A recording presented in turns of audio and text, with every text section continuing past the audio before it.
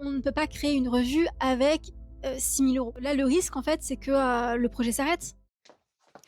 Dis, tu sais combien ça coûte de créer un média? Allez, viens, je te dis tout. Selkies, c'est la nouvelle revue trimestrielle papier qui croise photographie émergente, pop culture et enjeux de société. Selkies, c'est aussi un programme d'événements participatifs et pour créer cet écosystème, on a lancé une campagne de précommande. On n'a pas encore atteint le seuil suffisant pour pouvoir produire et imprimer la revue. Selkies, c'est un projet collectif avec des journalistes qui ont envie de partir en reportage, de commencer leur enquête, de partir en interview. J'en arrive au thème principal de cette vidéo, l'argent, le nerf de la guerre. Combien ça coûte de créer un média, une revue papier, quand on n'a pas d'actionnaire derrière. Moi, en fonds propres, j'ai mis 16 000 euros. Et je pense que vous vous demandez, mais qu'est-ce qu'elle a pu payer avec 16 000 euros alors qu'il n'y a pas de revue, il n'y a pas grand-chose, il y a un site. OK, pour pouvoir accueillir et héberger la campagne. On ne crée pas une société avec 0 €. Il y a la rédaction des statuts, il y a le dépôt de la marque, le dépôt de capital. J'ai fait appel à un designer graphique pour créer le logotype. Avec la directrice artistique, on a travaillé sur la maquette des premières pages. Il y a aussi l'illustratrice qui a travaillé sur le design du merch. Il y a aussi le développeur qui a travaillé sur le site. On a lancé une campagne de précommande dans laquelle on demande 30 000 €. On a estimé qu'en dessous de 30 000 €, on n'était pas capable de pouvoir produire et imprimer et distribuer la revue. Une revue, on peut la diviser en 4 postes de dépenses. Le premier poste, c'est celui de la production. Donc le paiement des journalistes, des artistes. Le deuxième groupe de dépenses, c'est l'impression. Donc la photogravure, l'imprimerie, le papier. Le troisième poste de dépense, c'est celui de la distribution. Le quatrième poste de dépense, c'est celui des frais généraux. Je reviens sur le premier poste de dépense, celui des salaires, c'est le plus gros poste de dépense sur une revue. Il faut savoir que les journalistes pigistes sont des salariés à part entière et donc doivent être payés en salaire. C'est la loi. Sur une pige qui est payée 70 € brut le feuillet, on arrive à peu près à 120 € en coût entreprise.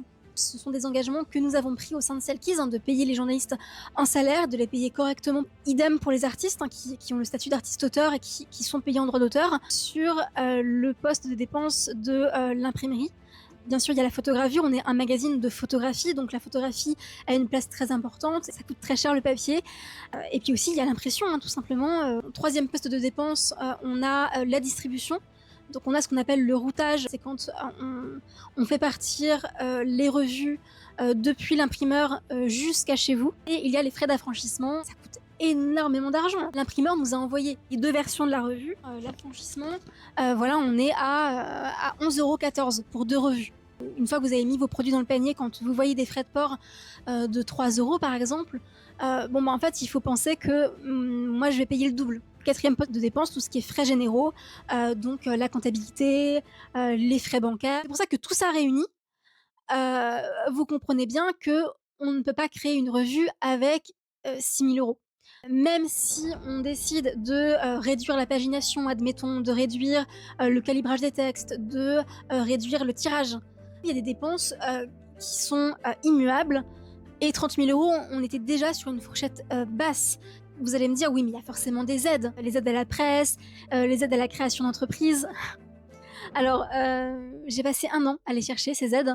Pour celles qui concernent la création d'entreprise, il en existe, mais elles ciblent principalement, et je vais dire quasiment exclusivement, les projets tech. Mais quand vous êtes un projet média, non, vous n'êtes pas concerné par ces aides-là. Les aides à la presse, quand vous avez déjà publié plusieurs numéros de votre revue, là vous pouvez accéder à certaines aides, et encore il n'y en a pas des masses. Il y en a une en particulier à laquelle je pense, dont les crédits ont été gelés par exemple en 2025. Si vous connaissez des mécènes ou des gens qui auraient à cœur de soutenir financièrement un média qui reste indépendant, engagé, un média dédié à l'image, à la photographie, à la pop culture, aux enjeux de société, n'hésitez pas à laisser un commentaire ou à glisser dans mes DM pour une mise en relation. Pareil, si vous êtes une marque ou une institution et que vous avez envie d'acheter de l'espace publicitaire pour soutenir une revue comme la nôtre,